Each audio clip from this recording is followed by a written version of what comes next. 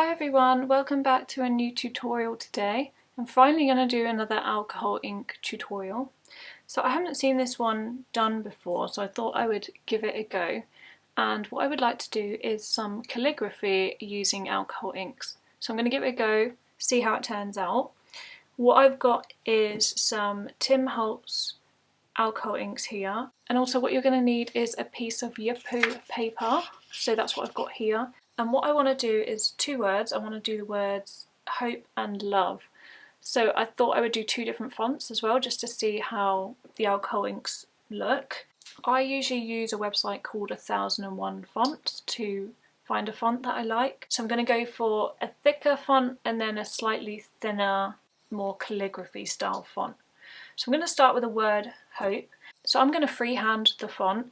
If you find it hard freehanding, then you can trace, or you can project the image onto the piece of paper or canvas using another tutorial that I have, which I'll put on the screen now. So I've got a pencil, and you just want to really lightly draw on the words that you would like. So I'm going to go ahead and start that.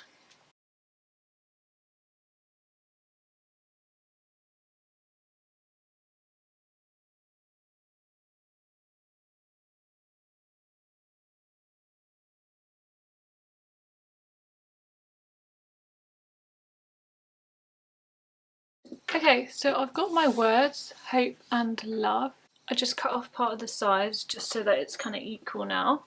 And what I need to do next is lay some protective covering over my surface here. So I've just got this sort of covering here, which is great because you can actually reuse it with alcohol inks because it just wipes off with alcohol. So I'm actually also going to pop some masking tape down so that it doesn't move whilst we're working with it. Okay, so I've got 3 utensils that I used for this section. I've got one of these water pens, and what they are, water brushes, and what it is it has the liquid in this part here and then the brush at this section here, and it just means that you don't need to keep filling up with water, but actually what I'm going to fill this section up with is alcohol isopropyl. So I've got this one, which is 99.9%, but anything above 90% will work. So with isopropyl alcohol, it actually evaporates quite quickly, so you need to work really quickly with this, which is why I like having it in the pen, so that as soon as it comes out of the pen, I can use the paintbrush. I don't need to keep dipping it in. So that's a little hack tip for you guys. Make sure obviously you clean it out really, really well after, in case you're using just water. It also means that you're not getting the fumes so much if you have the lid off and you've got it in a cup or something like that. So I would suggest putting it in one of these pens. And then what I've got is a ice cube tray, and this is really handy because I put in the colours of the alcohol inks that I want to use in these, so I don't have to keep sort of unscrewing the lids and popping it in and things like that. So I'm going to decide, and then also I've got a paintbrush, a really small paintbrush, because this is small sort of writing here, but you can, I don't know, have a few different sizes with you, and that's what I'm going to use as I'm putting the isopropyl down to dip in the colour that I want and start build up that colour there. But we're going to start with the bigger letter hope. So I'm going to pick some colours. I think I'm going to go for some maybe blues and pinks. So I've got, this one is sailboat blue, and this one is pink sherbet, and then maybe I'll just have one that's a bit darker, so wild plum. So I'm going to choose those 3. And let me first of all fill up my pen with isopropyl, because at the minute it's got water in it. So I'm going to pop some of my colours in here. Okay, and then the ones that you want to be slightly weaker, so I've got 2 of each colour. This is actually the same thing, it's got the isopropyl in it, it's just a smaller bottle, so it's easier to use. And I'll just pour some isopropyl into each of these, and that will just mean that they will be slightly paler once you put them onto the page. I'm going to start with my pen, and I'm going to hold the paintbrush in the other hand so that I can use it really, really quickly. So I'm going to just start with the H, and just try your best to go up to the lines and not further. You don't want too much alcohol on your paintbrush because otherwise it will seep really quickly. So let's try one of the lighter ones first. This is the one with the isopropyl.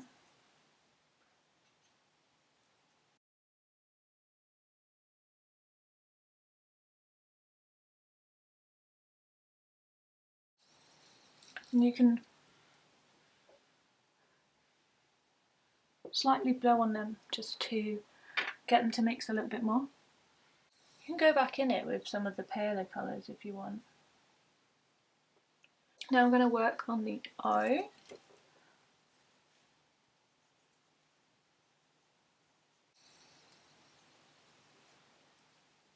And I'm using more actually of the diluted ones.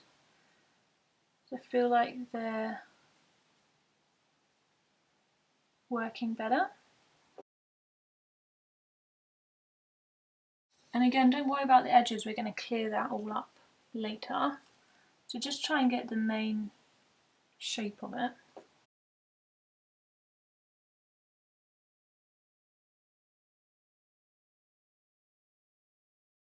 Okay, so next we're going to go on to the and love bit, and I want to change the colours up. Okay, so I'm not going to do this really thin bit of the and yet. I'm going to leave that to the end. So I'm going to just do the middle bit.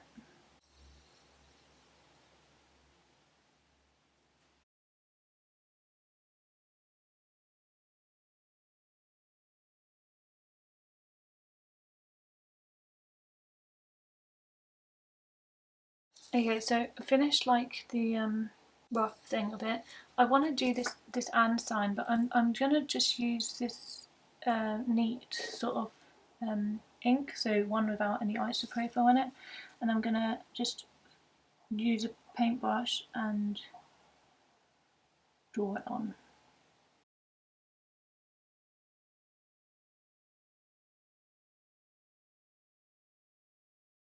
I'm just going to wait for everything to dry, so just give it like 10 minutes just for everything to dry, and then we're going to really have fun playing around with it.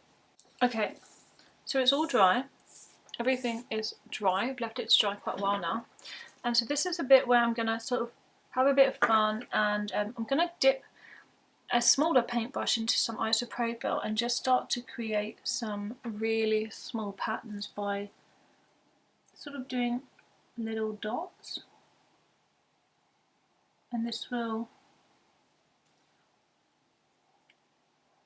bring out some colours. Quite cool actually, I quite like this effect. And anywhere where there's like a build-up of a lot of colour, say with this P, is where you can do this sort of effect, because it actually takes out a little bit of the darkness and replaces it with the colour underneath. I mean, it's totally up to you at this point how you make it look. It's all about what sort of colours you like and what you think go well together.